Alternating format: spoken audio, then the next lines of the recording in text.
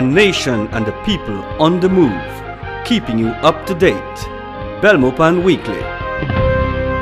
Tonight on Belmopan Weekly, Prime Minister Dean Barrow addresses the business community. Belize Electricity Limited gets funding to the tune of $5.5 million. The National Drug Abuse Control Council drafts a plan to deal with alcohol abuse. Plus, we take a look at our major upgrades being done at the municipal airstrips around the country. These and more top news stories. Good evening and thanks so much for being with us on this Thursday, the 24th of November 2011. I am Carolyn Crawford. Earlier this month, the International Monetary Fund produced its latest report on Belize after consultations held with the government of Belize in August. According to a summary of the report, Belize's macroeconomic outlook for 2011 remains moderately positive. Output growth is projected at 2.5%, reflecting a strong performance in the first quarter supported by an expansion in manufacturing and electricity sectors and a modest recovery in overnight tourist arrivals. However, the report also highlighted some areas for improvement. Against this backdrop, the IMF encouraged the authorities to strengthen the policy framework and advance the reform agenda and programs to reduce poverty. The business climate must also be strengthened to tackle Belize's low productivity growth. And while at the Prime Minister's quarterly press conference held earlier this month, Honorable Dean Barrow stated that the report did not very much matter to him. What does matter is poverty alleviation and domestic concerns. Following this, the Prime Minister launched the first ever business forum on Wednesday, November 23rd under the theme, Turning the Corner, to discuss how government and the private sector can collaborate to sustain economic growth. Traditionally, the private sector has been the engine of growth, while the public sector has concentrated on providing the enabling environment in the form of the physical and institutional support structure. Increasingly, however, and this came out clear in the discussions that were had with you, there appears to be a need for more direction from government. The paradigm should be tweaked and ought to shift a little. But if government is to do more, the private sector will of course have to hold hands with us. Hopefully today is the start of a new joint enterprise. The Prime Minister also responded to particular areas of concern raised by the private sector, including GST, custom duties, crime, statistics, public finances, and the road infrastructure. And while he signaled bold and positive moves in these areas, none could compare to what he announced with regards to improving the country's financial infrastructure, banking. Ever since it took office, this administration, and you've heard me speak about this over and over, we have been concerned about the high levels of interest rates in the banking system and the effect of those rates on the level of domestic business activity and export competitiveness. Now, I understand only too well the complexities of the situation where none of our commercial banks is truly locally owned. And while I specifically refrain from any suggestion that the banks in Belize operate in the fashion of a cartel, I will most assuredly say that more competition is needed. One step in that direction would be to turn the DFC into a full-scale national commercial bank, and government will shortly be appointing a committee to examine just that possibility. Big news on the commercial front. And while there may be critics out there who may just think that the Prime Minister was paying lip service to the audience, not so, as the Prime Minister publicly pledged at the government commitment to act. So a clarion call needs to go out now. Attitudes in the public sector must be changed. Initiatives all across the board must be grasped. Openings must be created. Government must be ready to put in place the practical and psychological arrangements, not just to buttress, but to muscularize the private sector. In this connection, we rely on the fact that a rising private sector tide will inevitably float all boats. I'm happy, therefore, to conclude on a note of certainty that in all we do, we will keep the least of our brethren well in mind. As a further indication of government's resolve, a number of individual committees were established at the end of the forum. Most important among those was the one to examine the transitioning of the DFC into a national bank. Amongst dancing and merrymaking, history was made in the most western town of Benquevejo del Carmen last week Friday, as the town saw the inauguration of its first ever commercial bank. Honorable Erwin Contreras, the Minister of Economic Development, Commerce, Industry and Consumer Protection, reflected everyone's sentiments at the memorable occasion. The construction of this bank is the successful story of Benquevejo, a small but rapidly growing town, which today reclaims its rightful place in the development of this country. Benquevejo and by extension the surrounding villages are now poised for further growth and development and increased business activities. We have waited long, perhaps too long for this event, but we find comfort that the wait was worth the while, since our dream to have a bank is now a reality. The establishment of the first heritage bank in Benquevejo is reflective of government's continuous efforts to create an enabling investment environment in its overall goal to achieve sustainable development for Belize. The bank will actually open its doors to the public on Thursday, December 1st, 2011. Up next, more of our top news stories. Stay with us.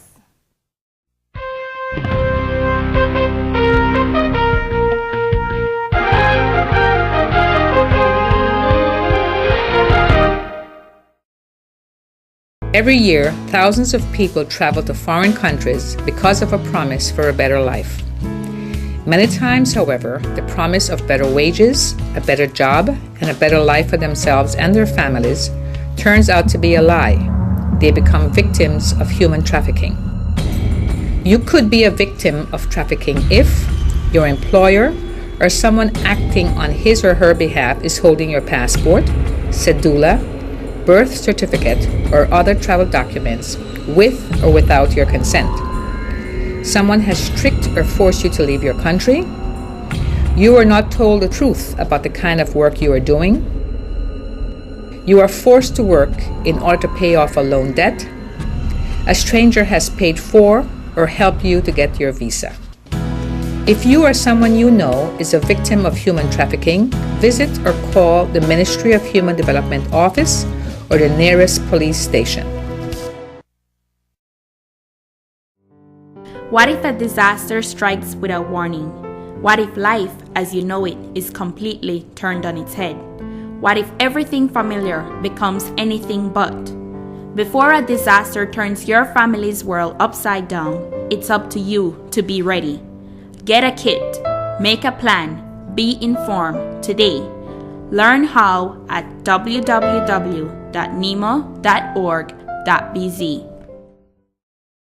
Welcome back. If you're just joining us, thanks for tuning in.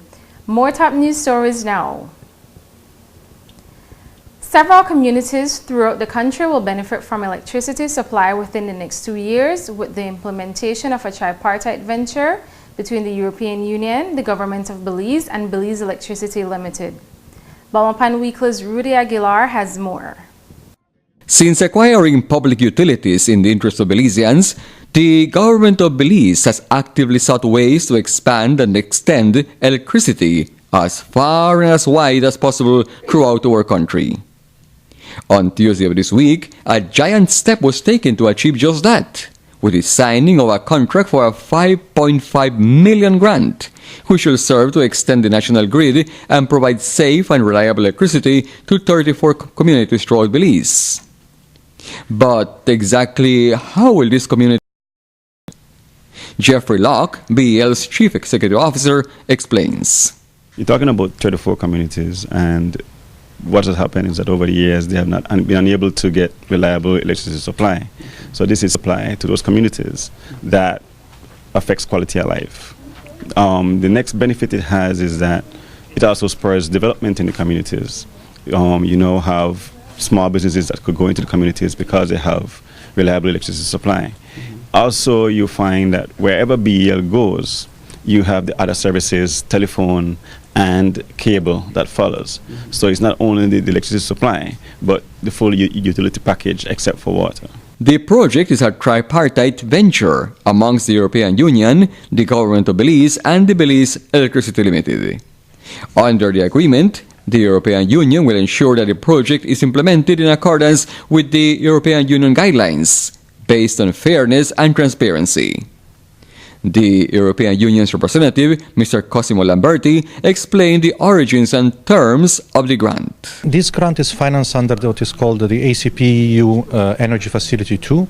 So it was an agreement between the European Union and the African, Caribbean, Pacific countries to channel funds into energy. So there was a first round a couple of years ago targeting African, Caribbean, and Pacific countries, and that's the second time that is going through. I'm pretty happy on this second part because in the first part, unfortunately, Caribbean and Pacific countries received very little of the money. They didn't present enough projects, so there was more need in Africa. And this time, we see that there is much more for the Caribbean, especially, and a little bit for the Pacific. For Belmopan Weekly, I am Rudy Aguilar. Signatories to the contract were European Union's country representative, Mr. Cosimo Lamberti Fossati, and BAL's Chief Executive Officer, Mr. Jeffrey Locke. Also present at the ceremony was Ms. Yvonne Hai, Chief Executive Officer in the Ministry of Economic Development and Consumer Protection, who represented the government of Belize.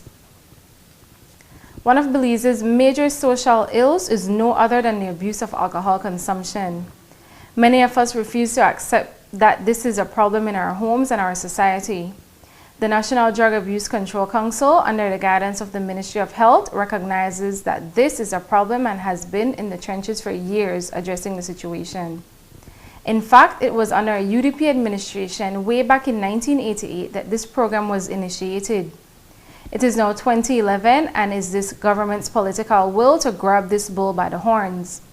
Belmopan Weekly's Claudia Groch has this overview. Too many times in the media, we hear of traffic accidents, homicide, suicide, or domestic violence, to name a few of the not-so-pretty occurrences in our beautiful jewel. More recently, it was revealed that diabetes is the #1 cause of death amongst Belizeans. But how many of us have ever stopped to ponder whether there is a correlation between these issues and alcohol abuse? For the first time in the history of Belize, surveys were conducted to determine if there is any correlation, and not to anyone's surprise, there is. Dr. Maristela G. Montero, a senior advisor of alcohol and substance abuse from Paho, Washington, has been visiting Belize and had this to say. The public needs to realize that the levels of drinking nowadays in Belize are very harmful, very hazardous to health. Drinking, intoxication, even if it's not every day, it causes a lot of problems. The violence, the injuries, and these can be reversed. There are alternatives, and it's not prohibition. It is regulating the access and the availability of alcohol. We spoke to the director of the National Drug Abuse Control Council and asked what their role in working to resolve this inherent problem is, one that affects all society. The National Drug Council now is in the process of making all of our programs and all of our development of our policies based on research, because it is very important that takes effect.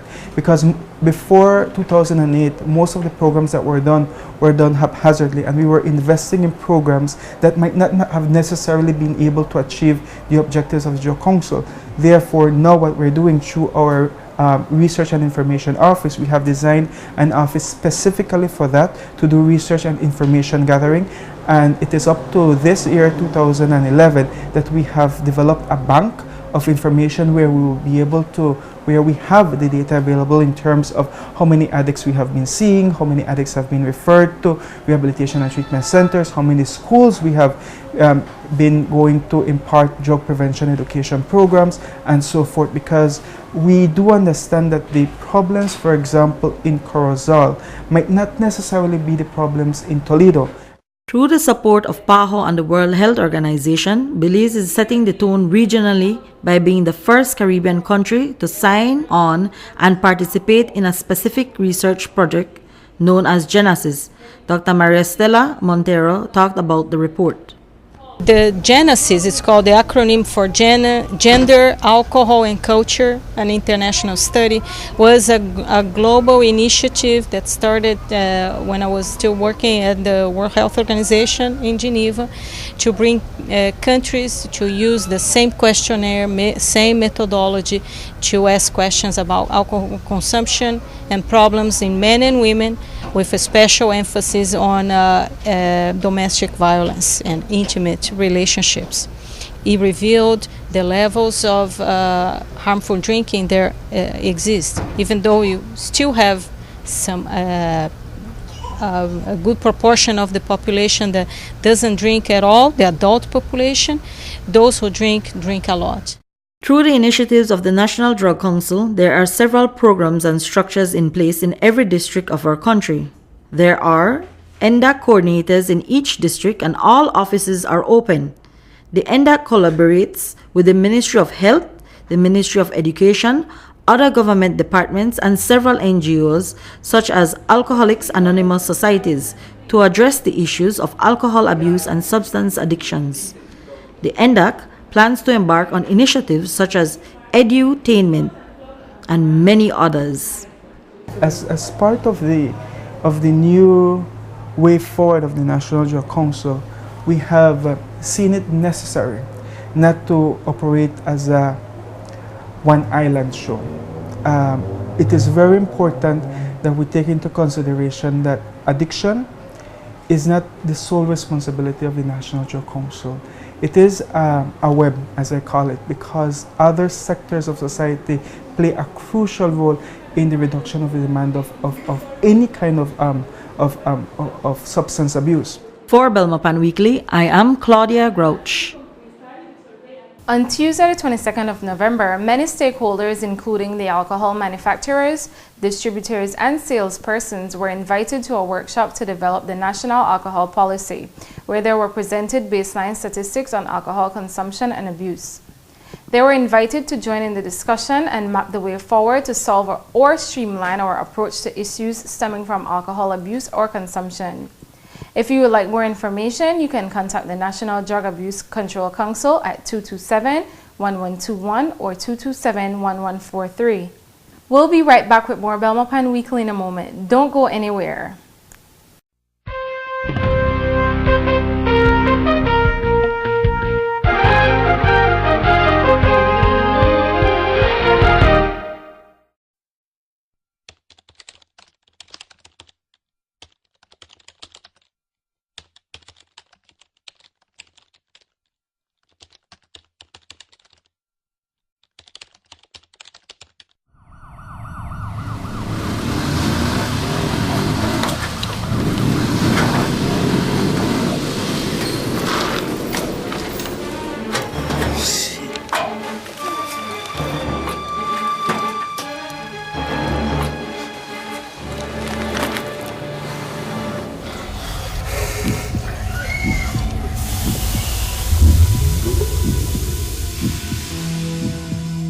We regret to inform you that there are no vacancies at this time.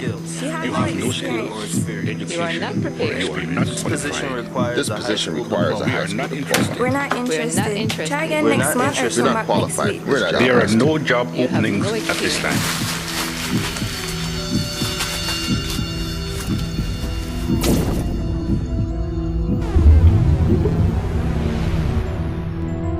I'm sorry, but we cannot accept him back this year.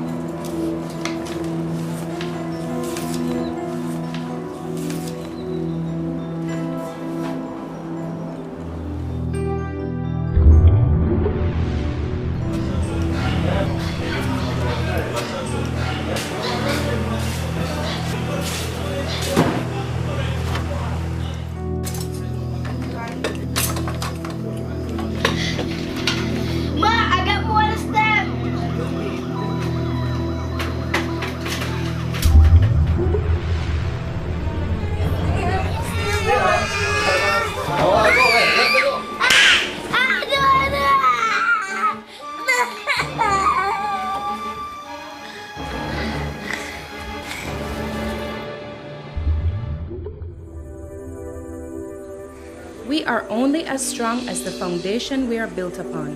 Remember, as a society, we reap what we sow.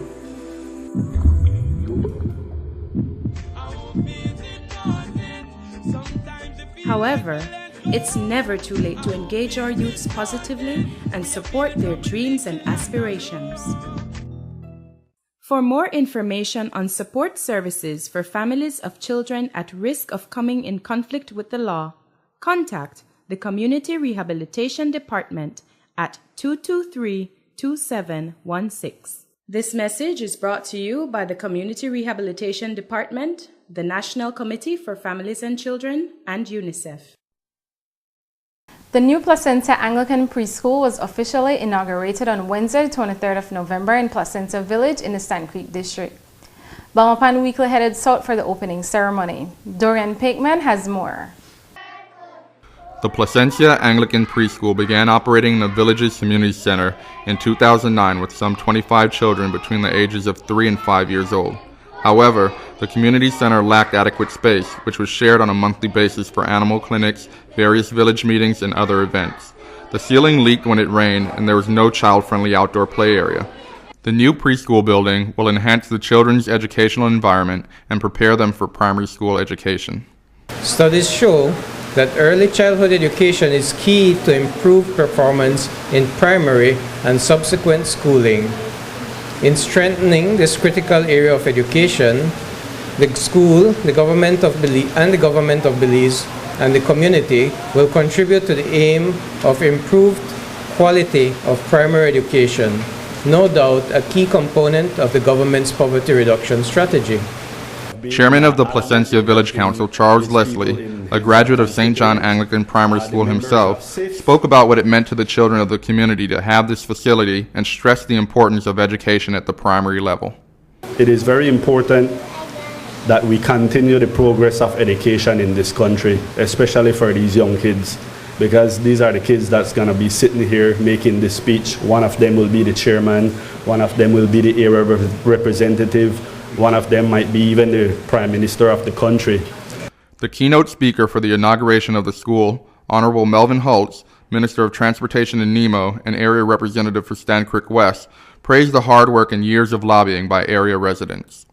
When we have these openings, sometimes we forget two things. We forget that to reach this point, they had to have people constantly fighting and lobbying for it. There are no Placentia parents, teachers, and this village council after village council, people have always lobbied for a preschool at Placentia. So when you see our product here, and I happen to be the lucky one standing up here today, they don't know that preschool started.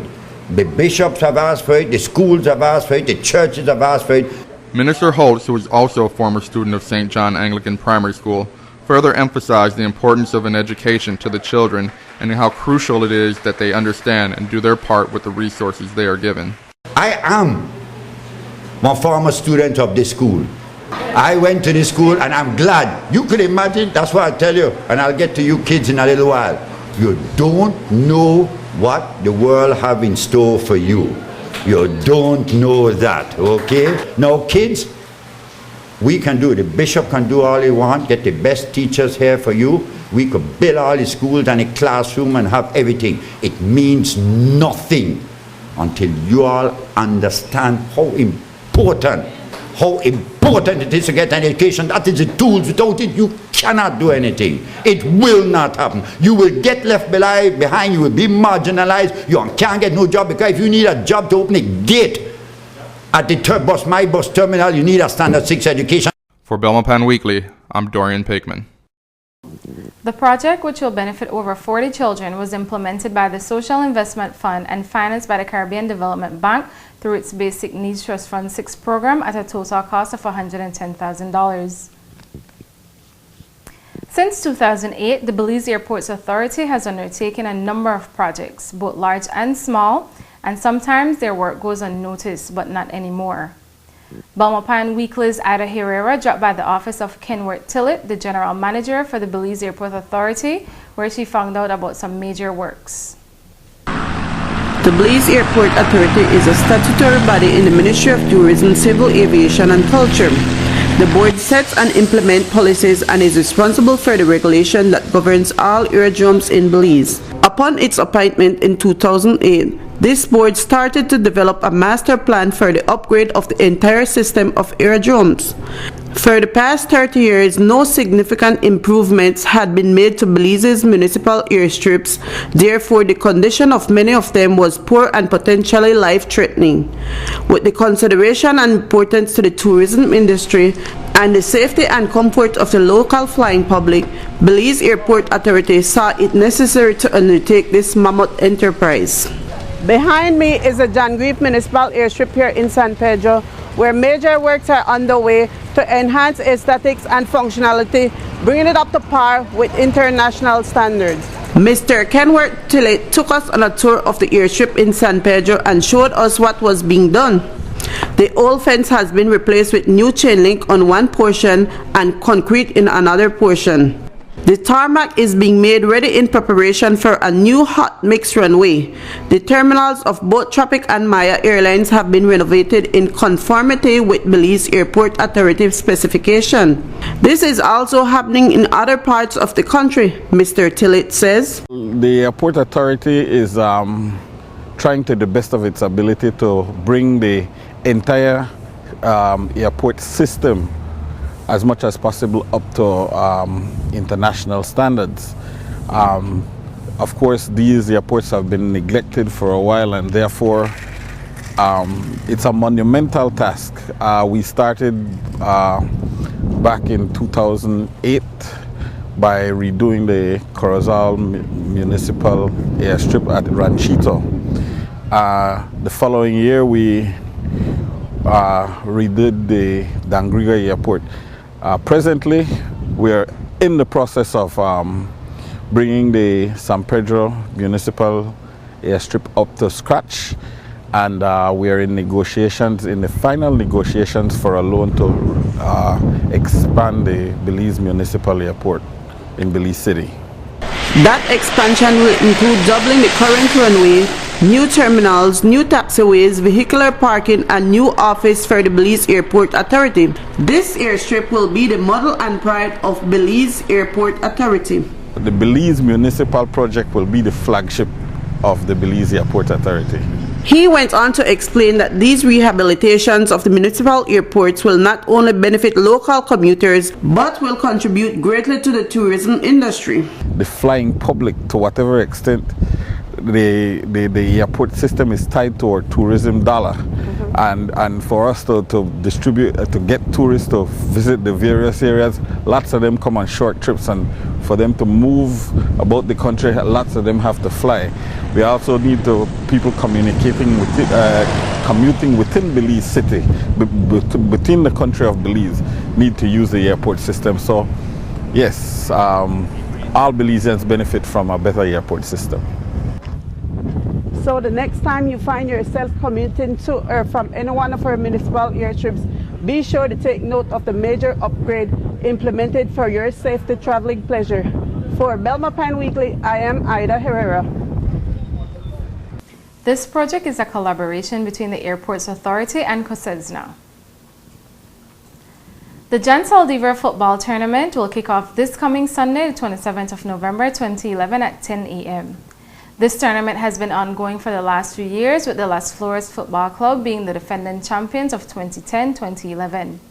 There are $2,000 in cash prizes along with the 5-foot trophy that rotates every year to the victor. Everyone is invited to come out and support this great sporting initiative. Well, that's it for another edition of Belmopan Weekly. Thanks for tuning in. If you want to provide feedback or send in your comments, please feel free to email us at production@pressoffice.gov.bz or visit our Facebook page and let us know what you think. We look forward to hearing from you. Have a great week until next time. I'm Carolyn Crawford.